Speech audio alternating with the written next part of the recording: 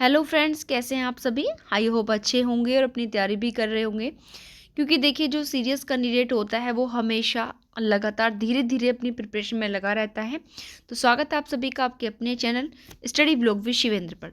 देखिए, जैसा आप सभी जानते हैं कि हाल ही में जो अभी एक एग्ज़ाम हुआ है 22 दिसंबर को, ठीक है, AIB-19 का। अब उसके बाद जो अपकमिंग एग्ज़ाम है वो 19 जनवरी को राजस्थान APO। तो देखिए, जो भी कैंडिडेट इस एग्ज़ाम को दे रहे हैं उनकी प्रिपरेशन को और मजबूत बनाने के लिए हम लेकर आए हैं आज आर्म्स एक्ट 1959 के MCQ। तो शुरुआत करते हैं बिना समय की गवाए। आज की वीडियो का पहला क्वेश्चन है कि शस्त्र अधिनियम 1959 का दायरा कहाँ तक है, उसके संबंध में कौन सा स्टेटमेंट उचित है। तो देखिए, यह जो हमारा अधिनियम है संपूर्ण भारत में फैला हुआ है, तो इसका सही उत्तर है ए वाला। ठीक है, कि संपूर्ण भारत में लागू है। देखिए, हम यहाँ पर केवल राइट ऑप्शन ही पढ़ेंगे, पूरा हम यहाँ पर नहीं पढ़ेंगे। ठीक है, नेक्स्ट है ये जो शस्त्र अधिनियम है 1959, ये लागू कब से हुआ है। तो इसका सही उत्तर है 1 अक्टूबर 1962। और इन सारे ऑप्शंस में 1/10/1962 कहाँ पर आपका सी ऑप्शन पर। तो इसका सही उत्तर है आपका ऑप्शन नंबर सी। ठीक है, उसके बाद आता है नेक्स्ट क्वेश्चन हमारा। शस्त्र अधिनियम के अंतर्गत आग्नेय शास्त्रों यानी कि जो आर्म्स एक्ट होते हैं उनको कहाँ पर डिफाइन किया गया है। तो देखिए, इस अधिनियम में अगर सेक्शन 2 में डेफिनेशन क्लॉज दिया हुआ है तो उसी के ई क्लॉज के अंतर्गत यानी कि 2E में आर्म्स एक्ट वर्ड को डिफाइन किया गया है। तो इसका सही उत्तर है बी।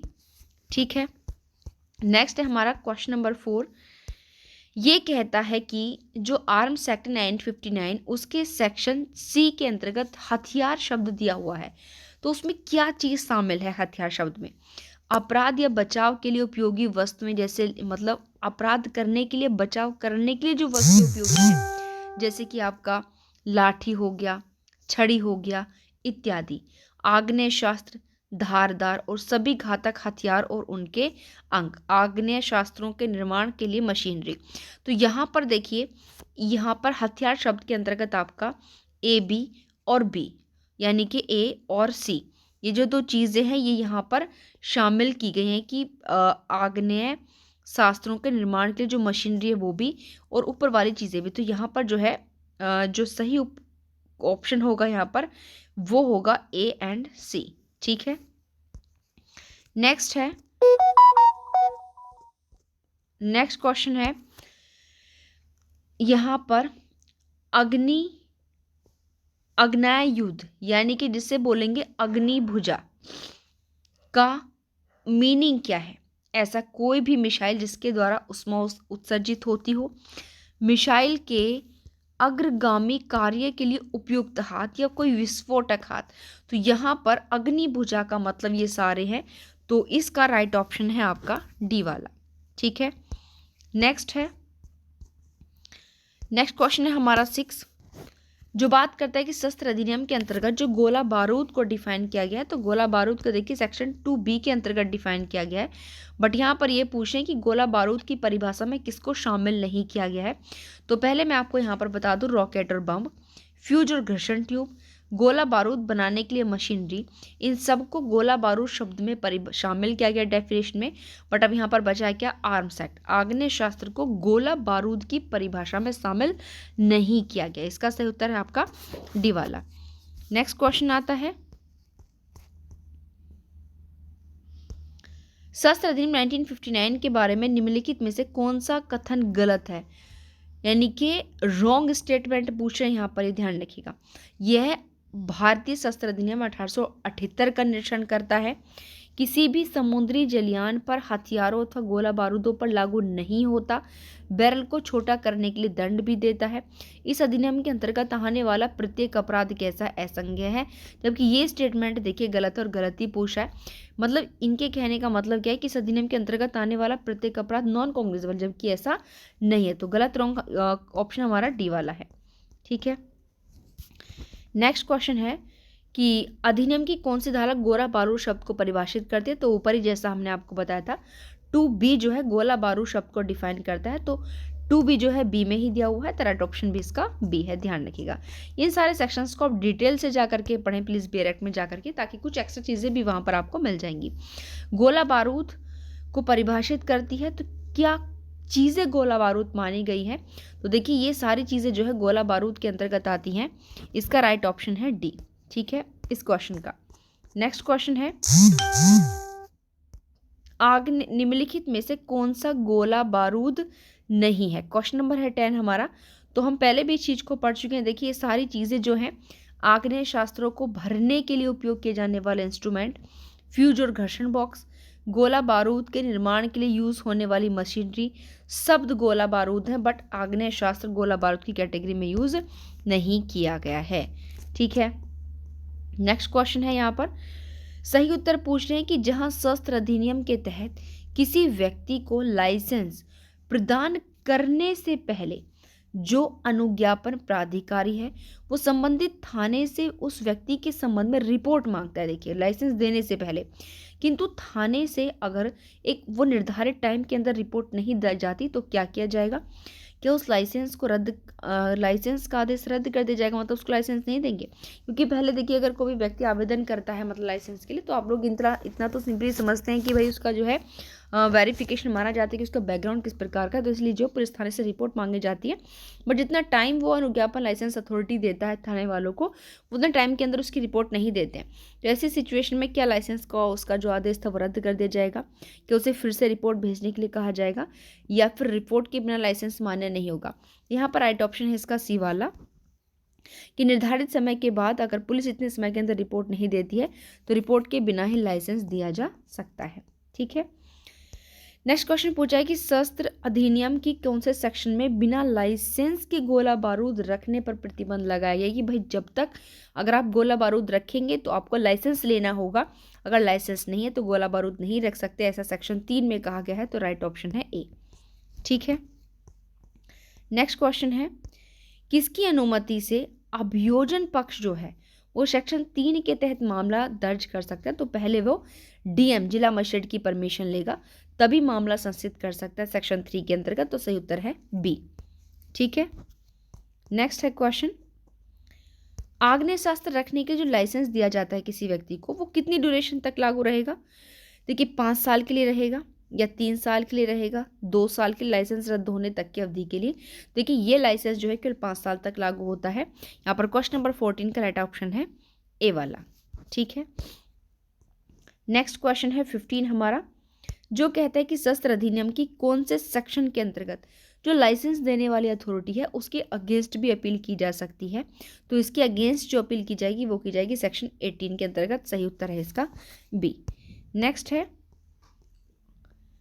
सही उत्तर ही पूछा है। देखिए यहाँ पर ये कहना चाहते हैं कि क्या लाइसेंस अवधि बीत जाने के बाद अगर कोई व्यक्ति हथियार धारण कर सकता है तो क्या होगा, क्या मतलब लाइसेंस उसका रद्द हो गया बट उसके बाद क्या वो 60 दिन तक कब्जा रख सकता है, 90 दिन तक रख सकता है, या फिर हथियार रखना एक अपराध है। तो यहाँ पर मैं आपको बता दूं हथियार रखना अपराध है क्योंकि आपके लाइसेंस की ड्यूरेशन खत्म हो चुकी है। अध्याय 3 किससे संबंधित है, देखिए इसका जो इस अधिनियम का चैप्टर 3 है वो लाइसेंस से संबंधित प्रोविजंस की बात करता है। इसका सही ऑप्शन है ए। ध्यान रखिए अध्याय 3। देखिए आप अधिनियम से संबंधित सारे चैप्टर्स भी एक बार रिकॉल कर लें कि कौन से चैप्टर में क्या चीज़ कही गई है। लाइसेंस जारी करने वाले अथॉरिटी के आदेश के विरुद्ध अपील, यानी कि हमारा क्वेश्चन हम नहीं पढ़े हैं, यहाँ पर हमसे गलत क्वेश्चन की डिमांड करें कि इसमें कौन सा आंसर गलत है। लाइसेंस जारी करने वाले प्राधिकारी के आदेश के विरुद्ध अपील का कोई प्रावधान नहीं है। लाइसेंस जारी करने वाले प्राधिकारी के आदेश के विरुद्ध अपील की जा सकेगी। लाइसेंस जारी करने वाले प्राधिकारी के आदेश के विरुद्ध परिसीमा अधिनियम के अंतर्गत निर्धारित समय सीमा के भीतर अपील दायर की जा सकती है। निर्धारित समय के बीत जाने के बाद कानूनी कारणों से अपील की अवधि बढ़ाई जा सकती है। तो यहाँ पर देखिए सही उत्तर क्या, भी पीछे हमने आपको बताया था कि सेक्शन 18 के अंतर्गत जो लाइसेंस अथॉरिटी होती है उसके ऑर्डर के अगेंस्ट अपील की जा सकती है। कि क्या करें, नहीं। और हमसे यहाँ ऑप्शन भी क्या पूछ रहे, गलत कर आपका ए वाला। ठीक है, अशांत क्षेत्र में अधिसूचित हथियार रखने पर जो प्रतिबंध है वो कौन से सेक्शन के अकॉर्डिंग लगाया जाता है। तो इस प्रकार का जो प्रतिबंध है वो सेक्शन 24A के अकॉर्डिंग जो है लगाया जाता है। इसका सही उत्तर है ए।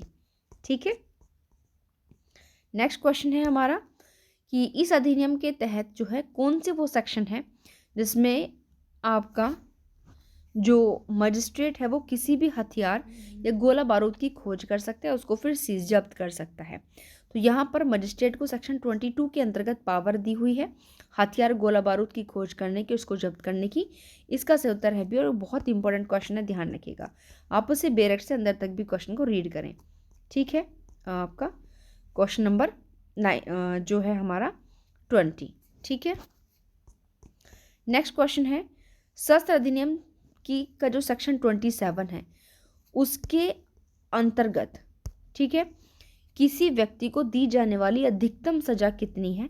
तो देखिए इस अधिनियम का जो सेक्शन 27 है, अधिकतम की बात पूछ रहे मैक्सिमम, तो इस अधिनियम के अंतर्गत मैक्सिमम पनिशमेंट दी जाएगी वो 7 ईयर्स दी जाएगी। राइट ऑप्शन है बी वाला। इस सेक्शन के बाद पूछ रहे हैं सेक्शन 27 में जो प्रोविजंस है। नेक्स्ट क्वेश्चन बात करता है कि एक व्यक्ति शस्त्र अधिनियम का जो सेक्शन 7 है उसका उल्लंघन करते हुए हथियारों और जो प्रतिबंधित आर्म्स एक्ट है उनका यूज कर रहा है ऐसे, और उससे एक व्यक्ति की डेथ हो जाती है, उस व्यक्ति को क्या सजा दी जाएगी।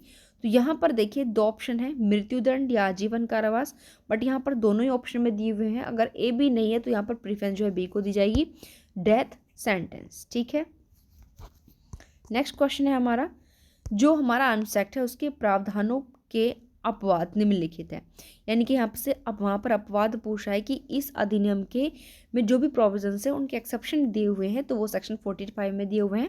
राइट ऑप्शन है डी, क्योंकि देखिए कहते हैं कि हर चीज़ के 2 पहलू होते हैं, नेगेटिव हो या पॉजिटिव हो। वैसे हमारा लॉ है, हमारे लॉ के अंदर भी अगर किसी चीज़ के बारे में प्रावधान किया गया है तो उसको कम करने के लिए, उसके उस इफेक्ट को हल्का करने के लिए वहीं एक्सेप्शन भी दिए हुए हैं। तो आर्म्स एक्ट के प्रोविजंस के एक्सेप्शन सेक्शन 45 के अंतर्गत दिए हुए हैं। ठीक है, नेक्स्ट है हमारा कि बिना लाइसेंस के पिस्तौल रखने वाले को कितनी सजा दी जाएगी। तो यहाँ पर देखिए 5 ईयर्स का इम्प्रिजनमेंट है। राइट ऑप्शन है बी। ठीक है, नेक्स्ट क्वेश्चन है हमारा शस्त्र अधिनियम 1959 में अधिग्रहण का क्या मीनिंग, यानी कि जो अधिग्रहण वर्ड यहाँ पर यूज़ किया गया उसका मीनिंग क्या है। किराए पर लेना और उधार लेना, उपहार के रूप में प्राप्त करना, खरीद द्वारा अभिग्रहण करने के लिए, या फिर दोनों। तो यहाँ का सही उत्तर है ए और बी, ये दोनों ही कंडीशन अभी अधिग्रहण शब्द के अंतर्गत मानी जाएंगी। ठीक है, नेक्स्ट क्वेश्चन है कि लाइसेंस को कौन रद्द कर सकता है। तो भाई लाइसेंस वही रद्द कर सकता है जो लाइसेंस देगा, तो लाइसेंस अथॉरिटी जो है वो लाइसेंस को रद्द कर सकती है। हमारे क्वेश्चन नंबर 26 का राइट ऑप्शन है सी। ठीक है, नेक्स्ट क्वेश्चन है हमारा 27 जो बात करता है कि ये जो अधिनियम है आर्म्स एक्ट, इसमें जो वर्ड यूज़ हुआ है मजिस्ट्रेट, उसका मीनिंग क्या होगा। तो देखिए मजिस्ट्रेट का यहाँ पर हमारा क्रिमिनल लॉ है, तो सीधी सी बात है यहाँ पर जो मजिस्ट्रेट का वर्ड होगा मीनिंग है वो सीआरपीसी के अधीन जो एग्जीक्यूटिव मजिस्ट्रेट है वो माना जाएगा। ध्यान रखिएगा, यहाँ पर इस सेशन न्यायाधीश यूज़ नहीं होगा, यहाँ पर सीआरपीसी के अधीन कार्यपालक मजिस्ट्रेट से इसका मतलब लिया जाएगा। नेक्स्ट क्वेश्चन है हमारा लाइसेंस या फिर इसके जो रूल्स है उनका उल्लंघन करने के लिए जो सज़ा है वो किस सेक्शन के अंतर्गत दी जाती है। तो सेक्शन 30 के अंतर्गत सज़ा दी जाएगी। सही उत्तर है इसका ए। नेक्स्ट क्वेश्चन है हमारा, ठीक है, नेक्स्ट एंड लास्ट क्वेश्चन है आज की वीडियो का कि आग्नेय शास्त्रों के भंडारण की अनुमति किसके द्वारा दी जाएगी। तो देखिए आग्नेय शास्त्रों का भंडारण कर सकते हो, ये आर्म्स की बात हो रही तो सीधी सी बात है जो हमारा सबसे सुपीरियर अथॉरिटी होगी यानी कि हमारी सेंट्रल गवर्नमेंट ही इसके भंडारण की अनुमति दे सकती है। इसका राइट ऑप्शन है बी। तो ये इस प्रकार से हमारे 29 क्वेश्चन है आज की वीडियो के आर्म्स एक्ट के। तो प्लीज़ वीडियो को ज़्यादा से ज़्यादा शेयर करें ताकि हर उस कैंडिडेट तक ये वीडियो पहुँचे जो कि राजस्थान APO की प्रिपरेशन कर रहा है। ठीक है, और यदि आप लोग चाहते हैं कि अपने राजस्थान APO की प्रिपरेशन को और भी ज़्यादा आप लोग मजबूत बनाना चाहते हैं और किसी भी अगर आप जुडिशियल एग्ज़ाम की प्रिपरेशन को मजबूत बनाना चाहते हैं तो आप हमारे इस नंबर पर संपर्क कर सकते हैं। नंबर है 8840679353। जी हाँ, इस नंबर पर कॉल करके या मैसेज करके आप राजस्थान APO से संबंधित सारी इन्फॉर्मेशन ले सकते हैं। और साथ ही साथ आप लोग जानते हैं कि छत्तीसगढ़ का एग्ज़ाम भी जो है आपका वहाँ पर फॉर्म चल रहे हैं आवेदन। तो जिन भी कैंडिडेट्स को या तो राजस्थान के लोकल लॉज यहाँ जो भाई माइनर एक्ट आते हैं उनके संबंध में लास्ट टाइम पर रिवीजन करना है या ज्वाइन करना है लास्ट टाइम के लिए, क्योंकि राजस्थान के लिए देखिए ज़्यादा वक्त नहीं बचा है। और बट फिर भी अगर आप लोग करना चाहते हैं या फिर छत्तीसगढ़ जैसा आप लोग जानते हैं अभी शुरुआत है, उसके लिए अगर आप ज्वाइन करना चाहते हैं तो हमने आपको जो नंबर दिया है एक बार फिर हम रिपीट करते हैं, नंबर रिपीट कर देते हैं 888840679353। इस नंबर पर आप मैसेज करके पूरे डिटेल जो है पूछ सकते हैं। तो प्लीज़ अगर आप चाहते हैं कि इस प्रकार की वीडियो का नोटिफिकेशन आप तक पहुंचे तो उसके लिए आपको हमारे चैनल को सब्सक्राइब करना होगा। तो इसलिए प्लीज़ जिसने भी चैनल को सब्सक्राइब नहीं किया चैनल को सब्सक्राइब करें ताकि सभी वीडियो का नोटिफिकेशन आप तक पहुँचता रहे। Thank you.